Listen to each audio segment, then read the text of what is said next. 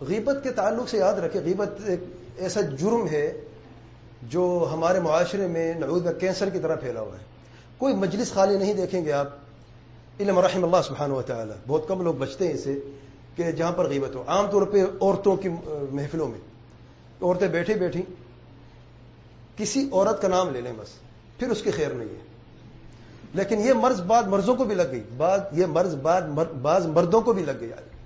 آپ شادیوں میں جائیں، شادیوں پہ تو بیٹھ کے دیکھیں آپ، مجال ہے اگر کوئی شخص حکمران سے شروع کرتے ہیں چوکی دار تک پتہ نہیں چھوڑتے کسی کو نہیں ہے. کیا مرد بھی اس بیمار مبتلا ہو گئے؟ میرے میں غیبت جرم ہے، اور غیبت کرنے والے آپ صلی اللہ علیہ وسلم نے لعنت بھیجی ہے، اور جو قرآن مجید میں اس کی وعید آئی ہے اس کی کوئی کسی زبان یا کسی کتاب میں نہیں ملے گی آپ کو، کہ غیبت کرنے والا شخص ایسا ہے جو اپنے سگے مردار بھائی کا گوشت کھاتا ہے. غور کیا کبھی آپ نے؟ ایک تو مردار گوشت ہے، تو پھر سگے بھائی کا کوئی کھا سکتا ہے؟ خونی رشتہ. یہ مثال اللہ تعالیٰ نے بیان فرمائے قرآن مجید میں، اتنا بڑا جرم ہے.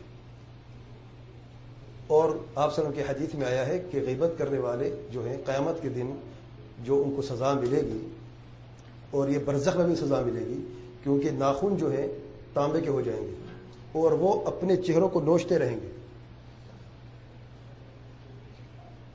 جرم کیا تھا؟ یہ زبان کی نعمت سے، یہ بڑی نعمت ہے زبان، اس بڑی نعمت کی وجہ سے یہ سزا اب بھگت رہے ہیں. اگر زبان نہ ہوتی، غیبت ہوتی نہ ہوتی، تو جو گونگے اور بہرے ہیں یا جو گونگے جو بات نہیں کر سکتے وہ بہت سارے گناہوں سے محفوظ ہیں، لیکن ایک بڑے خیر سے بھی محروم ہیں.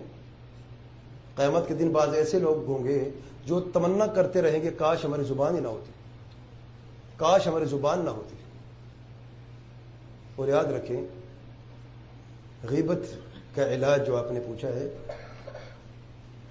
سورۃ الحشر آیت نمبر 10 میں اللہ تعالیٰ فرماتے ہیں کہ جو لوگ بعد میں آئے وہ ان کے لیے مغفرت کی دعا کرتے ہیں جو پہلے گزر گئے. جس کے آپ کے دل میں کوئی غیبت کی بات آتی ہے تو آپ ان کے لیے کثرت سے مغفرت کی دعا کرتے رہیں، بظاہر الغیب، اس کے سامنے نہیں، اس کے پیچھے. اور اس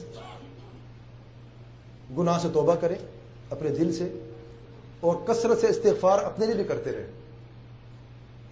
انشاءاللہ آپ دیکھیں گے کہ اللہ تعالیٰ آپ کو اس موذی مرض سے نجات عطا فرمائے گا.